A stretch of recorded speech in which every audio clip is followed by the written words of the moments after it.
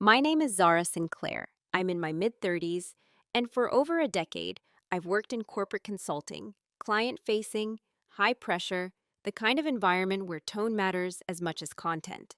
I live in a world of polished slides, carefully timed pauses, and conference calls where everyone pretends to be neutral while silently ranking each other. People usually underestimate me before I finish my first sentence, sometimes before I even start speaking. It's the accent first, then the assumptions that quietly follow it. I wasn't born into this industry. I learned it, I studied it, I adapted to it. But no matter how fluent I became in its language, there was always a subtle reminder that I was still considered slightly outside, not unqualified, just not quite what people imagined when they pictured authority, or leadership, or ease. I've always been described as reliable, not brilliant, not commanding, reliable. I'm the one who delivers, the one who catches errors before clients see them, the one who stays calm when conversations turn tense. I don't interrupt, I don't dominate, I don't perform confidence. I practice competence, and in many workplaces, that makes you useful without making you visible. This story isn't about revenge. It's not about proving anyone wrong in a dramatic, cinematic way. There are no shouting matches, no public takedowns, no moment where everyone suddenly claps. It's about something quieter. It's about what happens when professionalism is mistaken for tolerance, when silence is interpreted as permission, and when respect is slowly replaced with familiarity that crosses a line. The moment this story centers around is simple. During a client call, my boss mocked my accent, not aggressively, not angrily, casually, as if it were harmless, as if I would laugh along. I didn't. What followed wasn't immediate. There was no confrontation that day, no raised voice, just a shift, internal at first, a recalibration, a recognition that professionalism ends where respect does. This is a story about restraint, about patience, about how power doesn't always announce itself when it arrives. Sometimes it waits, sometimes it documents, sometimes it moves so quietly that the people who underestimated you don't realize what's changed until the ground beneath them is already different. I'm telling this story honestly, not to dramatize it, not to exaggerate it, but because many people have lived some version of this moment and were taught to swallow it. So before I go further, let me ask you something gently and sincerely. Have you ever stayed quiet in a moment that deserved respect, just to keep the peace, only to realize later what that silence cost you? To them, I was dependable. That was the word that followed me from meeting to meeting, from performance review to performance review. Dependable. It sounded like praise, and for a long time I accepted it as such. Dependable meant I showed up. It meant my work didn't need babysitting. It meant deadlines were met, clients were calm, and problems quietly disappeared before they escalated. But dependable also meant predictable, and predictable people rarely get watched closely. In our firm, visibility came from volume, from confidence performed at high decibels, from the ability to speak quickly, decisively, and without hesitation. Even when the substance was thin, I didn't play that game. I spoke when I had something precise to say. I waited. I listened. I chose words carefully, partly out of habit, partly because I'd learned that when you speak with an accent, every sentence is judged twice, once for meaning and once for delivery. So I learned to make my meaning undeniable. I was often the only woman in the room, sometimes the only one who looked like me. On video calls, I noticed how eyes moved when I spoke, briefly attentive, then drifting.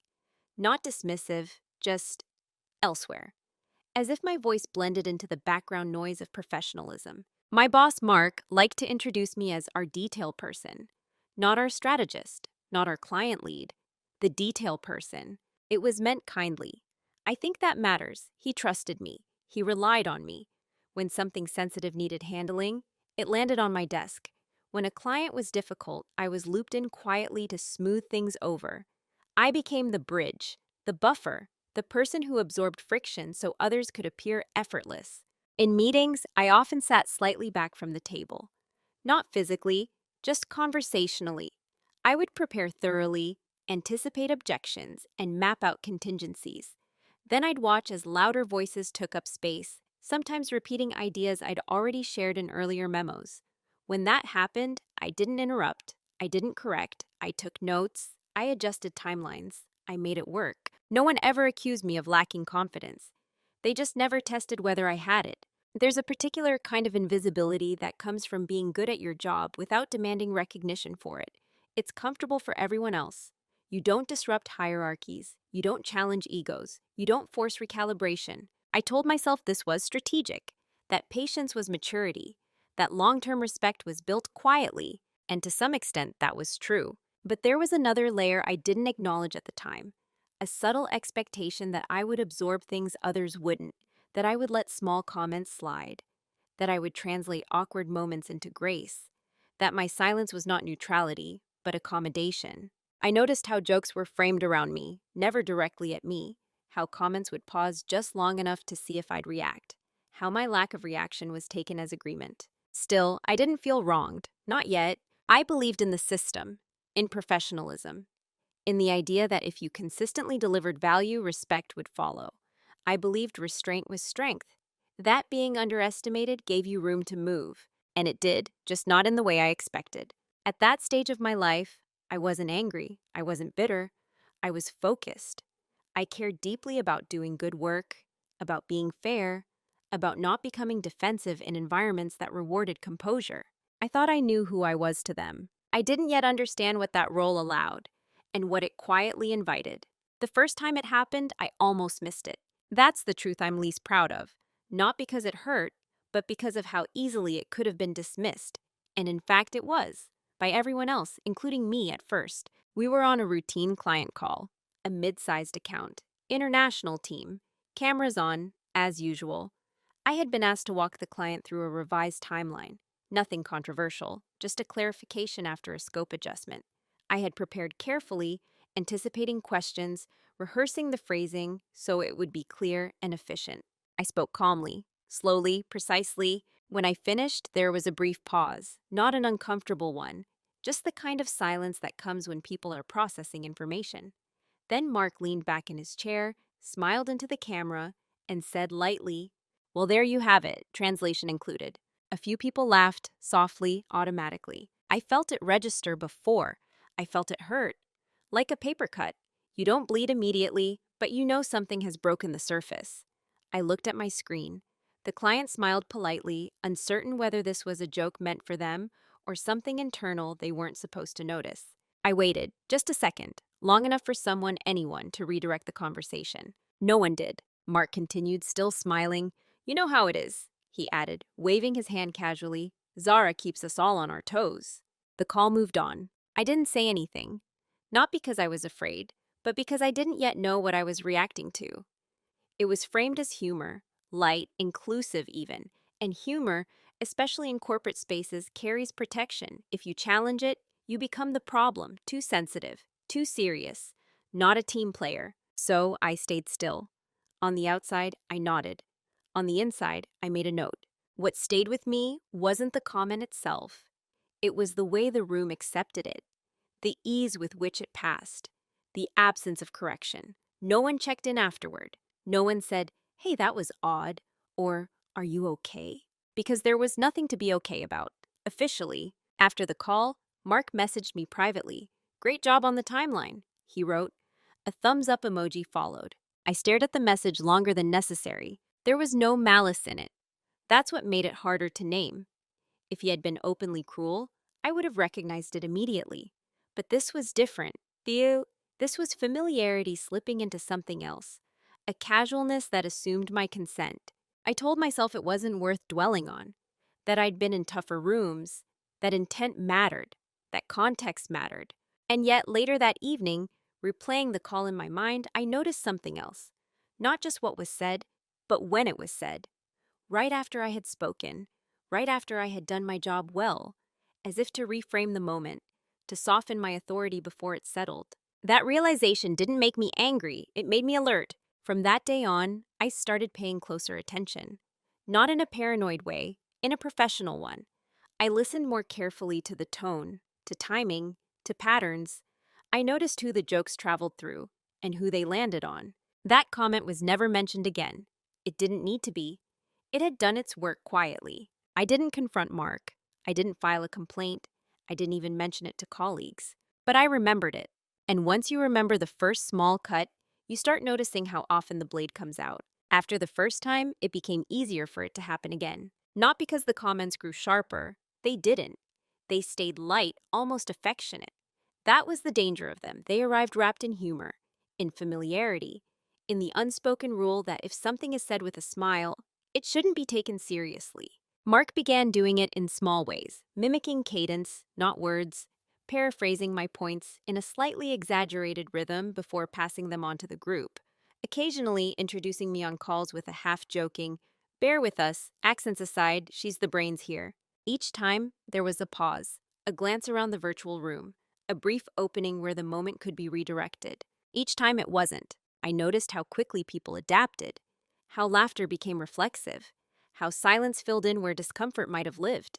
No one was cruel. That's important to say. No one leaned forward to humiliate me. They leaned back and let it slide. And in doing so, they helped normalize it.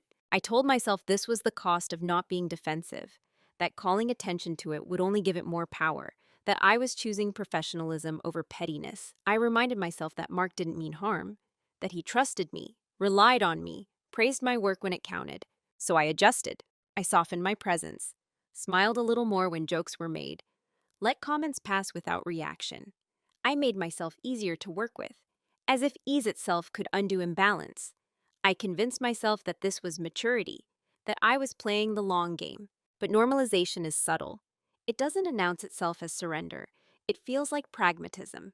The comments became part of the environment. Like background noise, you stopped noticing because acknowledging it would be exhausting. I stopped anticipating respect in those moments and started anticipating management of reactions, of impressions, of outcomes. I noticed how my silence was interpreted, not as dignity, but as agreement. The absence of objection became permission. The jokes didn't escalate in volume, but they settled in frequency, comfortable, unchallenged. And something else shifted too. Clients began directing questions to Mark even when I had just explained the issue. Colleagues began summarizing my points after I spoke, as if to validate them. Not maliciously, habitually. The framing changed. I was no longer the authority, I was the source material. I told myself I could live with that my work mattered more than my voice, that outcomes mattered more than perception. What I didn't admit, at least not yet, was that I was slowly shrinking to fit a role that had been assigned without my consent. There's a strange loneliness in being respected privately and diminished publicly, in knowing your value while watching it be subtly redirected through others. I still received praise, still got strong reviews, still advanced. But the space I occupied became narrower. I started choosing words that would be harder to mimic, shorter sentences, less rhythm, less personality. I edited myself not for clarity, but for safety, so there would be nothing to imitate, nothing to joke about. That was the moment I should have paused, not because I was being hurt, but because I was being shaped. I rationalized it all. I told myself I was overthinking, that this was a small thing, that many people dealt with worse, that I was lucky to be where I was. And I was. But luck doesn't excuse erosion. By the time I realized how normal the disrespect had become, it no longer felt like something external. It felt embedded, accepted, almost expected. I hadn't spoken up not because I lacked courage, but because I believed silence was neutral. I didn't yet understand that silence, repeated often enough, becomes a signal. It took me longer than I'd like to admit to understand that the role I was playing was never something I chose. It was something that slowly settled around me, shaped by expectation and reinforced by my own compliance. Not obedience, compliance, the kind that feels reasonable in the moment. I was the one who fixed things. When a client misunderstood a proposal, I clarified. When internal teams disagreed, I translated. When deadlines slipped, I adjusted timelines and absorbed the pressure. I became known as someone who could be trusted to handle it, whatever it was. And because I handled things well, I was given more to handle. But handling doesn't come with visibility. It comes with reliance. People lean on you without looking at you too closely. They assume you'll be there, steady and uncomplaining, because you always have been. In meetings, decisions were made around me, not with me. I was looped in after strategies were outlined, asked to refine, implement, and execute. I was praised for being thorough, for being flexible, for being calm under pressure, never for being decisive, never for being a leader. I began to notice how others spoke about me when I wasn't present. not negatively, carefully, as if I were a tool rather than a variable. Zara will take care of it.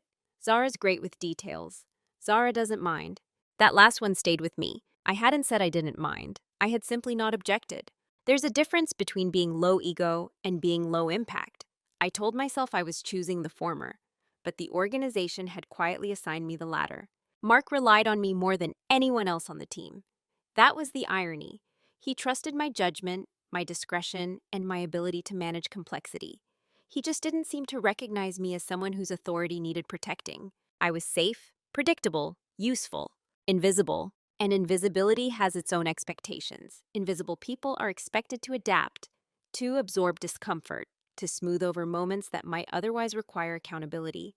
They are assumed to be resilient by default. I saw it clearly during one internal review meeting. A junior colleague presented a framework I had built months earlier. My name wasn't mentioned. No credit was given. Not out of malice, out of habit. The work had detached from me. I watched it happen without reacting. I told myself that ownership wasn't the point, that outcomes mattered. But something in me shifted. Not angrily, not loudly, just precisely. I realized then that the role I was in was not temporary. It was stable, reinforced, comfortable for everyone else. And as long as I stayed in it, nothing would change. This wasn't about accents anymore, or jokes, or even respect in the abstract. It was about position, about how quietly accepting small dismissals had trained others on how to treat me. I had become the person who made things easier, and ease, when it's one-sided, is a kind of erasure. That realization didn't come with resolve or rebellion. It came with clarity, the calm kind, the kind that doesn't demand immediate action, but does demand honesty. I finally admitted something to myself that I had avoided for years. I wasn't being underestimated by accident. I was being placed. The day something shifted wasn't dramatic. There was no argument, no sharp exchange, no moment anyone else would remember. That's how I know it mattered. It was another client call, different account, different region. I wasn't the lead on paper, but everyone knew I had built the strategy behind it. I had spent weeks analyzing risk, mapping contingencies, and preparing a narrative that would keep the client confident without revealing internal uncertainty. Halfway through the call, a client asked a technical question. It wasn't directed at me, but it should have been. The answer sat with me, fully formed, clear. Before I could speak, Mark jumped in. He hesitated, just slightly. His explanation wandered. He circled the idea without landing it. I watched the client's expression shift, subtle confusion, polite patience. I waited. Mark finished, and there was a pause, the kind that asks for clarification without saying so. Mark glanced at me. "Zara?" he said lightly. "You want to translate that?" Translate. There it was again, not sharp, not cruel, casual, familiar, accepted. In that moment, something inside me went still. I answered the question. Calmly, cleanly. I clarified the risk model, reframed the timeline, and gave the client exactly what they needed. The confusion disappeared. The call moved on. No one commented on it. No one acknowledged the contrast. But I felt it. For the first time, I noticed how often I had been placed in the position of repair rather than authority. How often my role began where someone else's clarity ended. How frequently I was invited to translate rather than lead. And suddenly, the pattern was undeniable. After the call, I didn't feel angry. I felt finished. Not with the job, not with the people, with the illusion that this would correct itself if I stayed patient. I went back to my desk and opened a document. Not to vent, not to complain. I wrote one sentence. Professionalism ends where respect does. I didn't share it, I didn't say it out loud, but I let it sit there, visible, while I worked. That sentence didn't make me confront anyone. It didn't push me toward action immediately. It did something quieter. It reorganized my priorities. I realized I had been operating under an unspoken rule, that maintaining harmony was more important than maintaining boundaries. That being easy to work with was the same as being respected. It isn't. That day, I stopped absorbing things automatically. I didn't correct anyone. I didn't make a point. I just noticed that when I was being positioned as support instead of source. And once you see that clearly, you can't unsee it. I began to understand that silence isn't neutral when it's predictable. That my calm had become a resource others used to avoid discomfort. That my professionalism was being counted on to carry moments that should have been shared. The shift wasn't emotional, it was strategic. I didn't decide to fight, I decided to stop compensating. That's a subtle difference, but it changes everything. From that day forward, I paid attention not just to what was said, but to what was expected of me afterward. Who was allowed to misspeak? Who was allowed to recover? Who was allowed to be human? And who was expected to be seamless? I didn't change how I spoke, I changed how I listened. And in that listening, something solid began to form. Not anger, not resentment, resolve. After that day, I didn't suddenly find my voice. I refined my silence. Before, my quiet had been automatic, a default setting shaped by habit, culture, and a belief that restraint was always virtuous. Now it has become deliberate, chosen, calibrated. I stopped filling gaps that weren't mine. When someone misspoke in a meeting, I didn't rush to clarify unless I was explicitly asked. When timelines slipped because of vague leadership, I documented the ambiguity instead of smoothing it over. When jokes landed where they shouldn't, I let the silence sit just a second longer than comfortable. Not long enough to be confrontational, just long enough to be noticed. The reaction was subtle, but telling. At first, nothing changed. People are slow to recalibrate when convenience has been working in their favor. My colleagues still assumed I would step in, still spoke loosely, trusting that I'd translate complexity into clarity after the fact. And when I didn't, they filled the space themselves, awkwardly. I noticed how often my absence of intervention exposed gaps that had previously been hidden by my presence. Meetings ran longer. Clients asked follow-up questions. Explanations had to be repeated. No one connected it to me. That was the point. Mark, in particular, seemed to misread the shift. He didn't see it as intentional. He saw it as withdrawal. He asked if I was overloaded, if I needed support, if everything was okay. I told him the truth, carefully. I'm prioritizing clarity and accountability, I said. Where responsibilities are defined, outcomes tend to improve. He nodded, approved, moved on. That was another lesson. When you speak in systems language, personal discomfort disappears into abstraction. People hear what they're trained to hear. So I stayed within the frame. I continued doing excellent work. I just stopped compensating for others' imprecision. I responded to what was asked, not what was implied. I documented decisions. I followed chains of command exactly as written.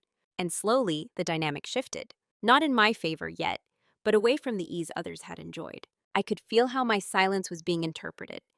As disengagement, as passivity, as a lack of ambition. I heard it indirectly in how assignments were framed. This one might need a stronger presence. Let's loop Zara in for support. Support. The word followed me again, but now it didn't sting, because I understood it. They thought I was stepping back. In reality, I was stepping out of a role that had never been mine to begin with. There's a particular discomfort that arises when someone stops playing the part you've grown accustomed to. People don't always respond with hostility. Often, they respond with confusion, with a need to reassert old patterns. Mark made more jokes, light ones, familiar ones, comments meant to restore ease. I didn't react, I didn't correct him. I simply continued the conversation as if the comment hadn't been made. That, more than any confrontation, unsettled him. Because jokes require participation. Silence starves them. I wasn't trying to teach a lesson. I was observing what happened when I removed myself as the buffer, when I stopped absorbing friction on behalf of the group. What happened was revealing. People began preparing more carefully, speaking more cautiously, clarifying their own points before looking to me. The room adjusted, not because I demanded it, but because the safety net was gone. And still, they mistook my restraint for weakness. They assumed I was fading, that I had accepted my place, that I wasn't paying attention. They were wrong. I was paying closer attention than ever. What they never noticed was how much information passes through the hands of someone who is considered non-threatening. When people don't see you as a rival, they stop guarding themselves around you. They speak freely. They forward emails without editing. They CC you without thinking about what the thread reveals. I had been in that position for years.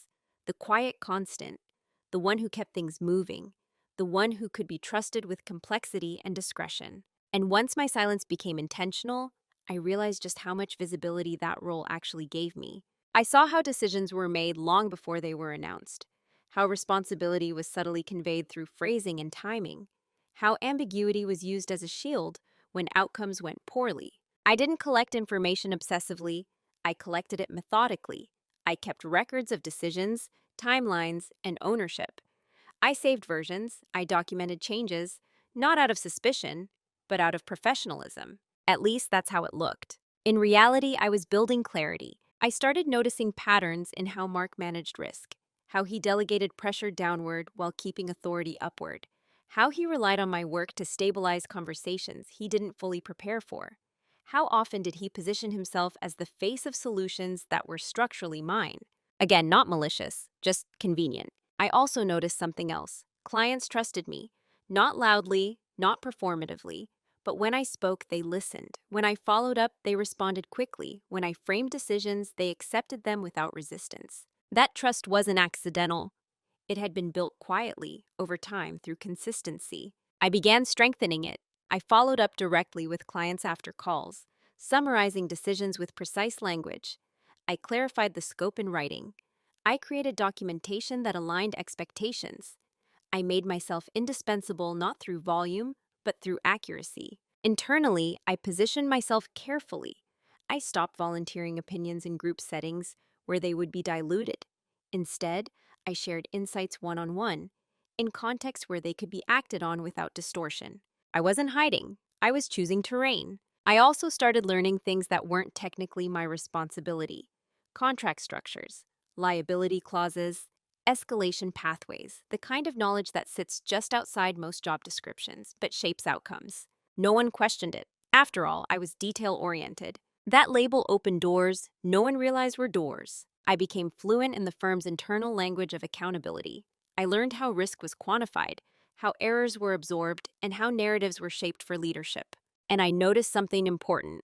The people who spoke the loudest often left the least trace. Decisions made verbally evaporated. Assertions without documentation dissolved, but written clarity endured. So I wrote, not emotionally, not defensively, precisely. Emails that confirmed understanding, memos that outlined responsibilities, follow-ups that summarized agreements. Each one was small, reasonable, unremarkable on its own. Together, they formed a record. I never corrected Mark publicly. I never challenged him in meetings. I didn't need to. The system was already recording itself through me. That's the thing about quiet dominance. It doesn't announce itself.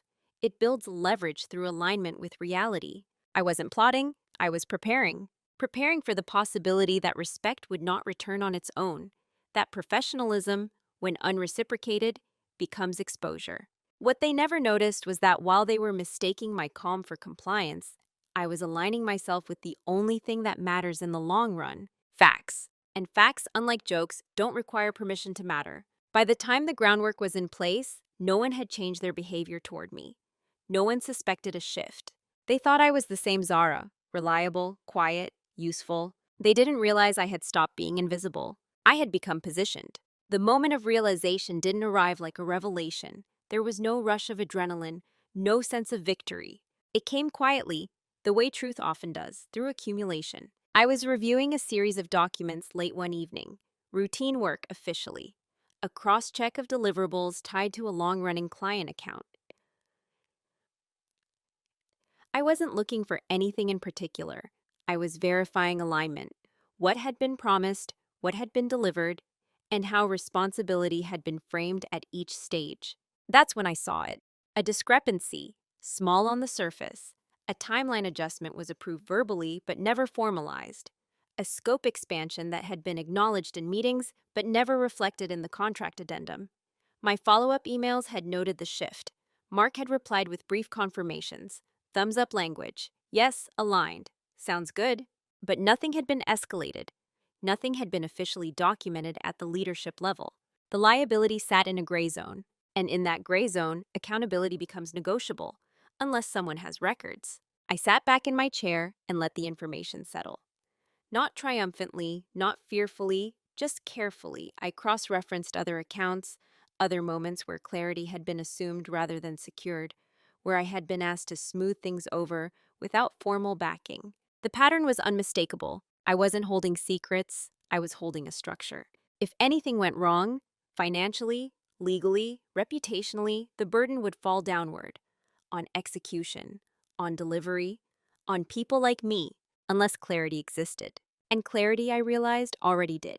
In my files, in my emails, in the quiet documentation no one had thought to question because it came from someone they didn't perceive as a threat. That was the private reveal. Not that I had power, but that I had protection. Protection is built through professionalism, through precision, through restraint that had been mistaken for submission. I didn't feel the urge to act immediately. In fact, I felt the opposite, a sense of calm, of alignment, as if something that had been off balance for a long time had finally found its center. I understood then that leverage doesn't require aggression, it requires a position. And I had it. What I did next was not dramatic. I didn't alert anyone, I didn't confront Mark, I didn't prepare a case. I organized. I created a clean, chronological record. I ensured everything was accessible, accurate, and unemotional. I made sure my language was neutral, factual, and professional. If someone else read it, it wouldn't sound like a defense. It would sound like the truth. I also reviewed my own actions, checked for gaps, corrected anything that could be misinterpreted. I made sure my conduct was beyond reproach, because leverage only holds if it rests on integrity. That night, I closed my laptop with a strange sense of relief. For the first time, I wasn't hoping for respect. I wasn't waiting for acknowledgement. I wasn't strategizing how to be seen. I knew where I stood. The power dynamic hadn't flipped, but it had stabilized. The ground was firm beneath my feet, and with that clarity came a choice. I could surface what I knew, force a reckoning, demand correction, or I could wait, not passively, intentionally, because leverage doesn't disappear if you don't use it immediately. It matures. And I had learned enough by then to know that timing matters as much as truth. I went to sleep that night without replaying conversations in my head, without rehearsing responses, without carrying the weight of unspoken frustration. I wasn't celebrating. I was ready. Once you know you have leverage, the hardest part isn't using it. It's deciding who you want to be when you do. For a while, I lived in that pause. Not frozen, considering. I went about my work as usual, delivered what was expected, and maintained the same calm presence. On the surface, nothing had changed. Internally, everything had. I saw the paths clearly. One option was to confront Mark directly, present the documentation, frame it as a concern, ask for respect, clarity, and correction. That would have been clean, rational, possibly effective. But it would also have placed the burden back on me, to educate, to explain, to manage the aftermath, to trust that someone who hadn't noticed the erosion before would suddenly recognize it now. Another option was escalation, formal channels, HR leadership, a process designed to neutralize discomfort, not resolve it. I'd seen how those pathways worked: slow, careful, protective of the system first.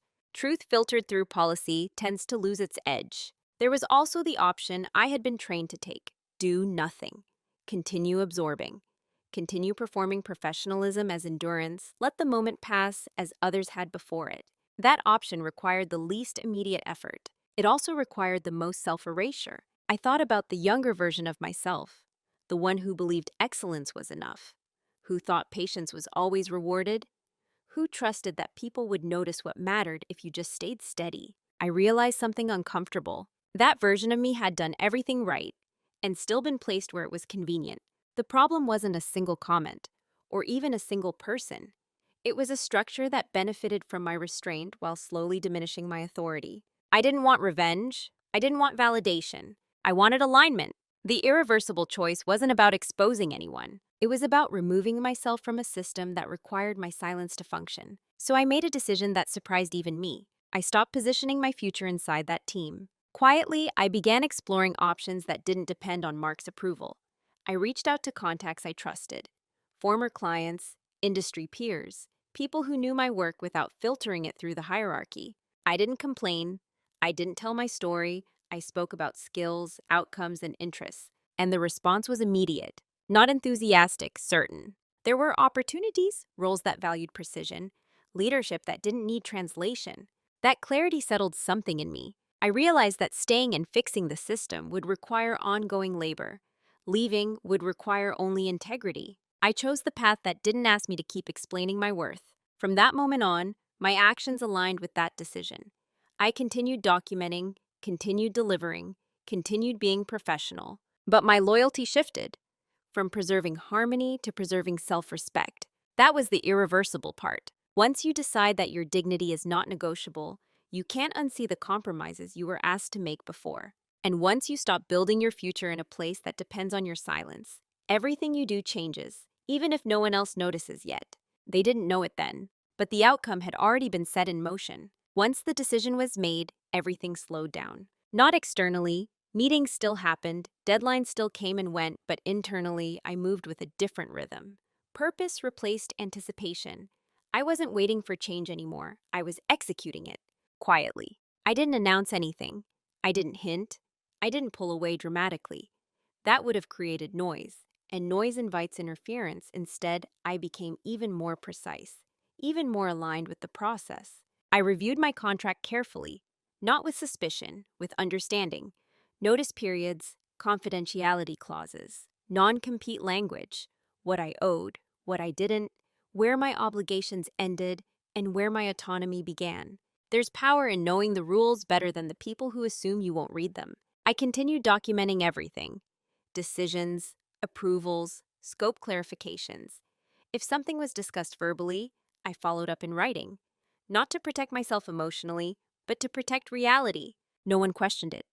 This was already my reputation: thorough, detail-oriented, safe. I scheduled conversations externally during lunch breaks and early mornings, informational, not transactional. I listened more than I spoke. I learned how others framed leadership, accountability, and respect. The contrast was subtle, but unmistakable. In those spaces, no one joked about my voice. No one softened my authority. No one needed a translation. My clarity stood on its own.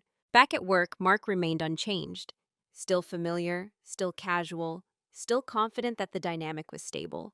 That's the thing about moving in silence. People measure change by behavior, not intention, and my behavior hadn't changed enough to alarm anyone. I met every deadline. I stayed calm. I delivered. But I stopped overextending. I stopped rescuing poorly framed ideas. I stopped volunteering to carry what wasn't mine. The system adjusted, slightly, awkwardly, but it didn't attribute the shift to me. It couldn't. I hadn't broken character. I had simply become exact. There's a misconception that quiet strength looks like withdrawal. In reality, it looks like alignment, like doing only what you are responsible for. Nothing more, nothing less. That discipline unsettles environments built on informal dependency. Still, no one confronted me. No one sensed urgency.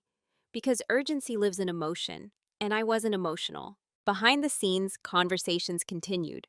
Options narrowed. A role emerged that aligned not just with my skills, but with my values.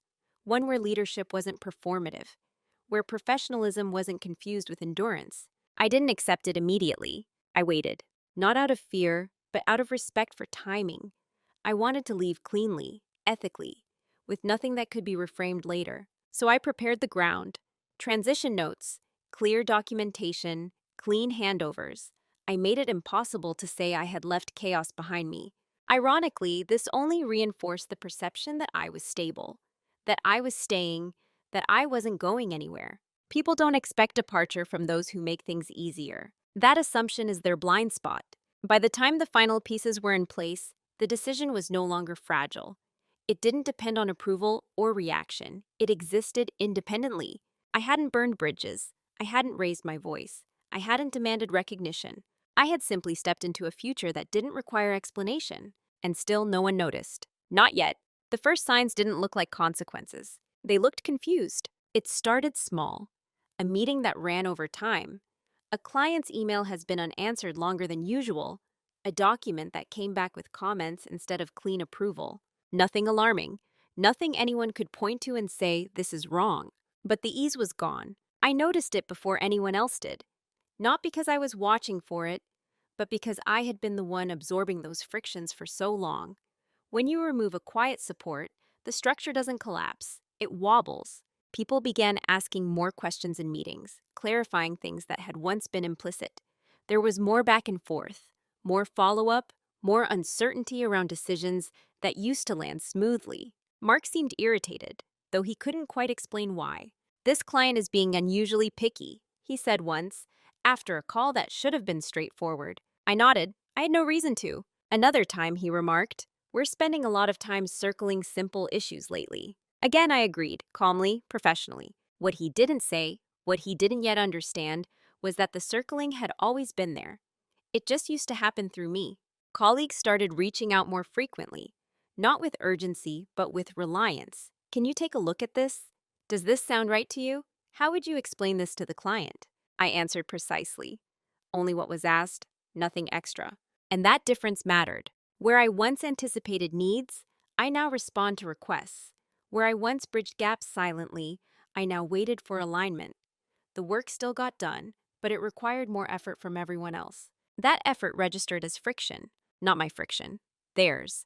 Clients noticed too, not consciously, but in tone. They asked for clarifications they hadn't needed before. They requested follow-ups, they wanted written confirmations. I provided them, cleanly, professionally. But I didn't manage perception anymore. I managed facts. And facts, when unbuffered, demand accountability. Mark began joining calls more closely, preparing more, speaking more carefully.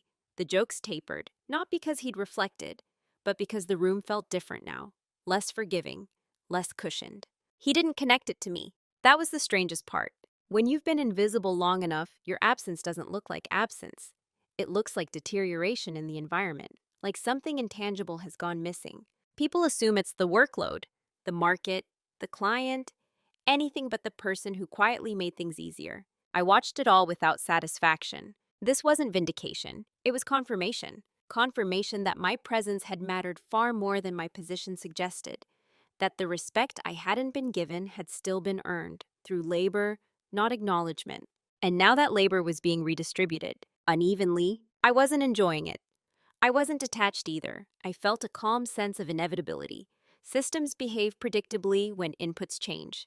Remove a stabilizer and the variance increases. That's not punishment. That's math. Still, no one accused me of anything.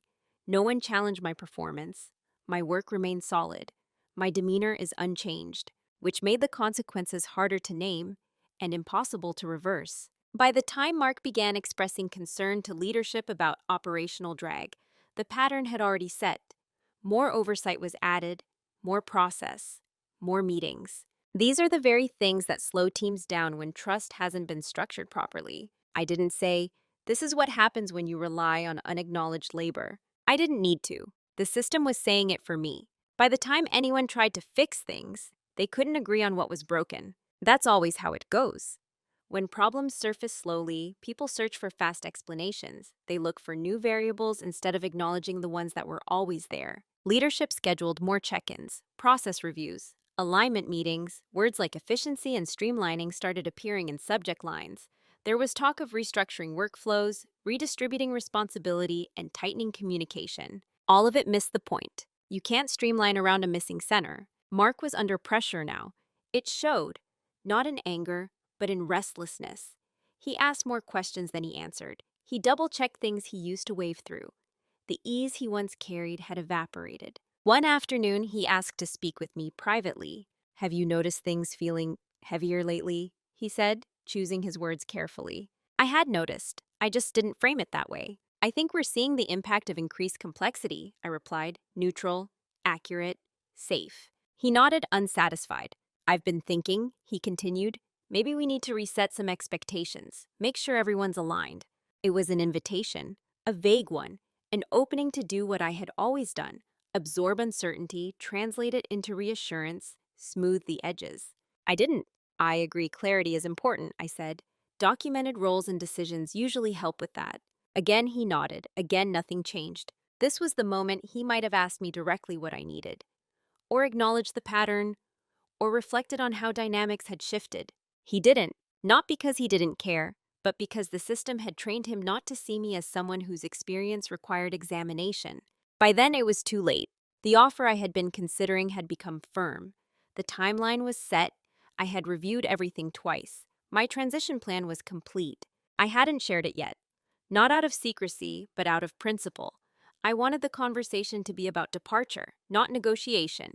Mark tried other things, delegated differently, took on more of himself, even made an effort to be more formal on calls, less joking, more structure. It was noticeable. It was also insufficient. You can't retroactively assign respect. Once someone has learned how much they can take from you without consequence, they don't suddenly understand where the line should have been. The team felt the tension. Questions lingered unanswered. Decisions stalled. People looked for reassurance that didn't come, not because I withheld it, but because reassurance without authority doesn't hold. Leadership sensed something was off, but couldn't locate it. Metrics didn't capture erosion. Surveys don't measure dignity. By the time Mark circled back again, asking if I saw myself growing here long term, the answer had already expired. I looked at him and realized something that surprised me. I didn't feel angry. I didn't feel vindicated. I didn't even feel regret. I felt done, not in a dramatic way, in a settled one. He was trying to fix a system that had already moved past the point where my presence could restore it, because what was missing now wasn't efficiency. It was trust. And trust, once misaligned, doesn't return on command. The conversation happened on a Tuesday. No build-up, no urgency, just a calendar invite titled check-in, the kind that suggests routine, not consequence. Mark's camera was on when I joined. He looked tired. Not defeated, just worn in the way people get when they sense something slipping but don't know how to name it. "Thanks for making time," he said. "Of course," I replied. There was a pause. He adjusted his notes. "I wanted to talk about your trajectory here," he began. "You're a core part of the team. Things haven't felt as smooth lately, and I'm wondering how you're feeling." There it was, concern framed as curiosity, responsibility diffused into the atmosphere. I didn't correct him. I didn't recount history. I didn't raise my voice. I told the truth. "I've accepted another role," I said. "I wanted to let you know before it was announced." The silence that followed was long enough to register, but not uncomfortable, just real. He blinked. Okay, that's unexpected." "I understand. Can I ask why?" I nodded. Yes, I chose my words carefully, not to protect him, but to protect myself from unnecessary explanation. "I realized I was doing a lot of work that required authority without being given it," I said, "and I don't want to keep compensating for that." He frowned slightly, not in disagreement, in processing. "I thought you were comfortable here," he said. "I was effective here," I replied. "That's not the same thing." Another pause. He looked down at his notes, then back up. "If there were moments you felt disrespected, that wasn't my intention." "I know," I said. "Intent wasn't the issue." He waited, perhaps expecting more. An example, a moment, a chance to contextualize. I didn't give him one, because this wasn't a negotiation. It wasn't a feedback session. It was a boundary. "I'm happy to ensure a clean transition," I added. "I've already documented everything." Of course I had. He nodded slowly. "I wish you'd said something sooner." I held his gaze. "I was professional," I said, calmly, not defensively, "and professionalism has limits." He didn't respond right away. When he did, his voice was quieter. "I didn't realize." "I believe you," I said, and I meant it. That was the end of it. No apologies demanded, no accusations made, no emotion spilled, just clarity. After the call ended, I sat for a moment longer than necessary. Not because I was shaken, but because I was aware of something closing cleanly. The confrontation, if it could be called that, had no heat because it didn't need any. Heat is for battles. This was an exit. And exits don't require victory speeches. They require alignment. After I left, people expected a shift in me. They assumed I would be lighter, or angrier, or relieved in a way that needed to be spoken aloud, that there would be some visible transformation, confidence amplified, posture changed, a story ready to tell. None of that happened. What changed wasn't how I appeared, it was how I oriented myself. In my new role, no one asked me to translate my authority into something more comfortable. When I spoke, people listened, not because I demanded it, but because the structure supported it. Decisions had owners, language had weight. Respect wasn't something you earned retroactively, it was built into the system. That alone was disorienting at first. I noticed how often I paused, expecting interruption, how I softened statements that didn't need softening. Old reflexes don't disappear just because the environment improves. But over time, something settled. I stopped editing myself for safety. I stopped anticipating dismissal.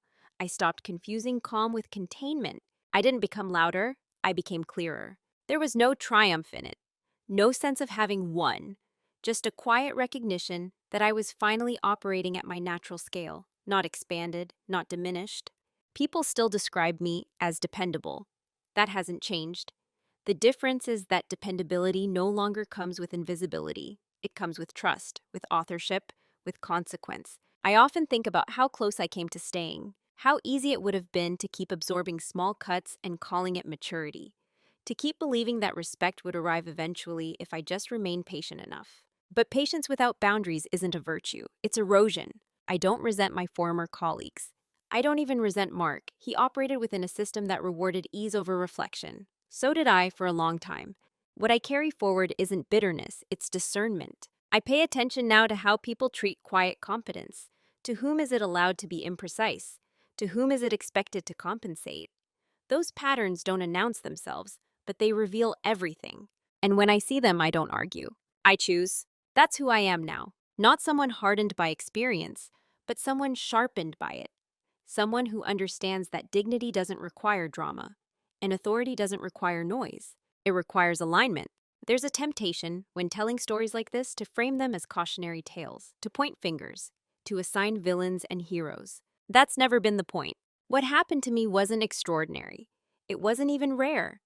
It was the result of small, unexamined moments repeating long enough to become a structure, of professionalism being mistaken for permission, of quiet competence being treated as elastic, something that could stretch indefinitely without consequence. The moral of this story isn't speak up at the first sign of disrespect. That advice is too simple for real life. Sometimes speaking up costs more than staying quiet, especially in systems that reward comfort over accountability. The deeper lesson is this: your silence teaches people how to treat you, not because you are weak, but because systems adapt to what they're given. If you absorb discomfort without naming it, the system learns that you will. If you compensate without recognition, the system learns that it can rely on you without adjusting. And eventually, what began as professionalism becomes expectation. I didn't leave because of a joke, or a comment, or even a pattern of them. I left because I realized that staying would require me to keep translating my value into something easier for others to digest. And that cost, quietly, steadily, was mine alone. There is no drama in choosing dignity. There is no spectacle in setting boundaries. There is only clarity. If you find yourself being described as reliable, but never authoritative, if your work is trusted, but your voice is softened, if you're praised privately and diminished publicly, it may not be a personal failure. It may be a signal, and signals aren't meant to be ignored forever. You don't need to shout. You don't need to expose anyone. You don't need to wait for permission. Sometimes, the most powerful move is simply refusing to continue in a role that requires your erasure. That's not revenge. That's alignment. So I'll leave you with this, not as a challenge, but as an invitation to reflect. Have you ever realized, a little too late, that your professionalism was being used to excuse someone else's lack of respect? And what did you choose to do when you finally saw it? If this story resonated with you, I'd like to hear your thoughts in the comments. Cảm ơn bạn đã lắng nghe câu chuyện vừa rồi. Đừng quên like, share và bấm chuông để không bỏ lỡ câu chuyện mới nhất. Hẹn gặp lại.